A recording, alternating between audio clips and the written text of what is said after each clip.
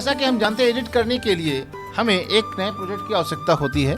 नया प्रोजेक्ट कैसे बनता है, पुराना प्रोजेक्ट कैसे ओपन होता है, उसको मैनेज कैसे किया जाता है, उसकी प्रॉपर्टीज को कैसे चेंज करेंगे, या प्रोजेक्ट में प्रयोग की गई फाइल्स को किस प्रकार हम मीडिया फाइल्स को मैनेज करेंगे, इन सब चीज़ों की जानकारी आपको एडिट करने से पहले होना अति आवश्यक है।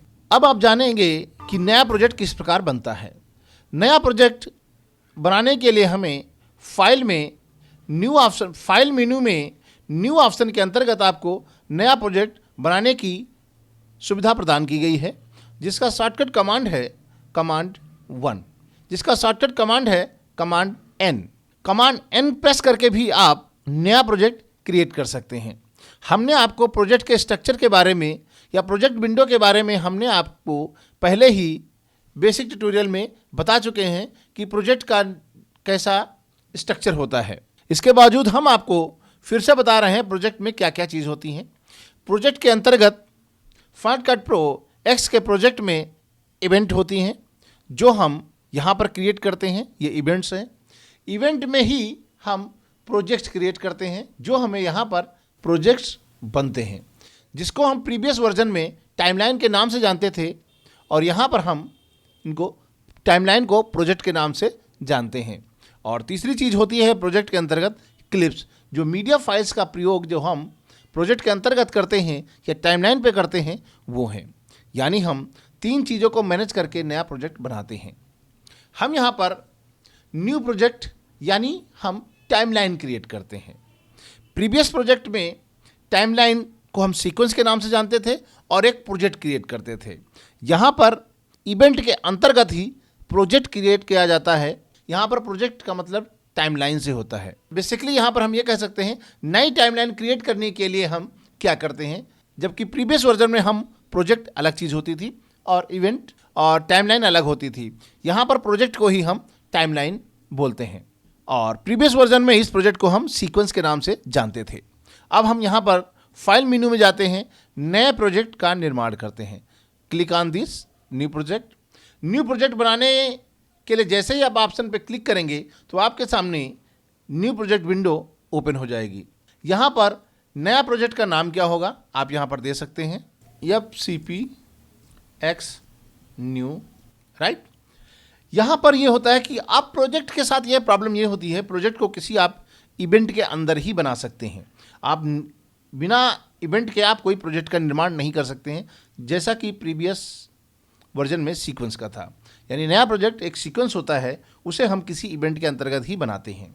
यहाँ पर आप पहले से बनाए गए किसी भी इवेंट का चुनाव कर सकते हैं या आप नया इवेंट क्रिएट कर सकते हैं। न्यू इवेंट भी आप क्रिएट कर सकते हैं।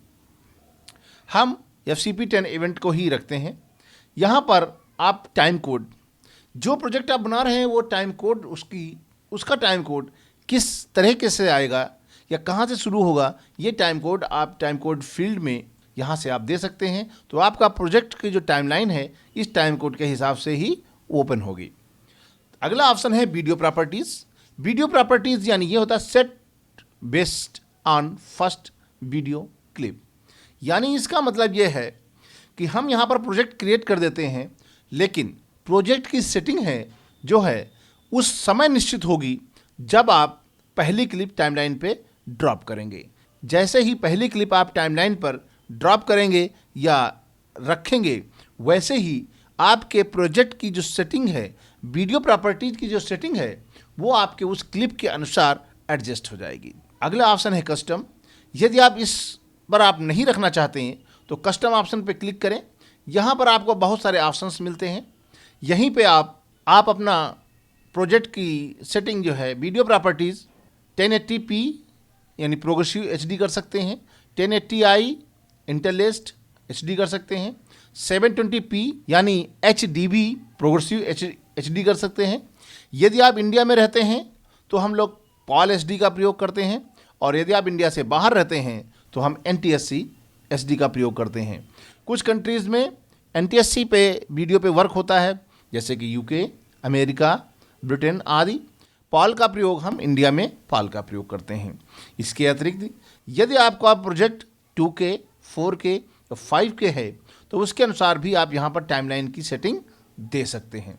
वो आपके जैसे आप ये ऑप्शन पे चुनाव करेंगे फॉर्मेट का, यहाँ का रेजुलेशन और रेट ऑटोमेटिक उसके अनुसार चेंज हो जाएगा।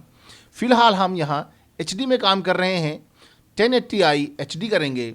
यहाँ पर उसका रेजुलेशन आएगा, आप चाहें तो इसके रेजुलेशन में आप चेंजेस कर सकते हैं अपनी आवश्यकता अनुसार।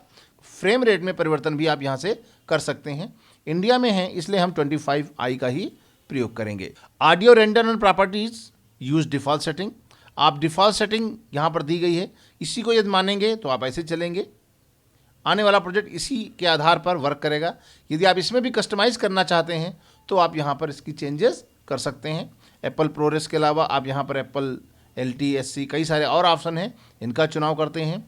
और ऑडियो चैनल्स का आप ध्यान रख सकते हैं यहाँ पर। फिलहाल हम इसको यहीं पर यूज़ डिफ़ॉल्ट सेटिंग रखते हैं और ओके करते हैं। ओके जैसे हम करेंगे यहाँ पर हमारा नया प्रोजेक्ट बन जाएगा। ये है, इस पर देखिए कोई भी क्लिप अवेलेबल नहीं है और ये आपकी ब्लैंक टाइमलाइन क्रिएट हो गई है। इस तरीके से आप नए प्रोजेक्ट का निर्माण कर सकते हैं। हमारे इस वीडियो ट्यूटोरियल को देखने के लिए धन्यवाद। यदि आपको हमारा वीडियो अच्छा लगा हो तो आप शेयर करें, जिससे कि ये वीडियो उन लोगों तक पहुंच सके जिन लोगों की इसकी आवश्यकता है। और यदि आप हमारे सब्सक्राइबर हैं उसके लिए धन्यवाद। और यदि आपने अब तक हमारे चैनल को सब्सक्राइब नहीं किया है तो सब्सक्राइब कर लीजिए और बेल आइकन को हिट जरूर कर दीजिएगा। धन्यवाद।